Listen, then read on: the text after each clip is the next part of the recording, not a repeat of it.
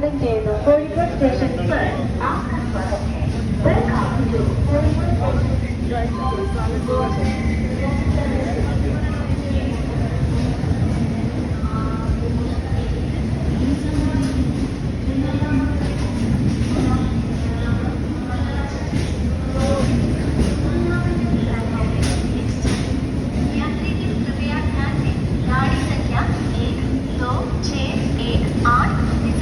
Ernakulam Mangala Lakshadweep superfast express platform क्रमांक 1 पर आ चुकी है।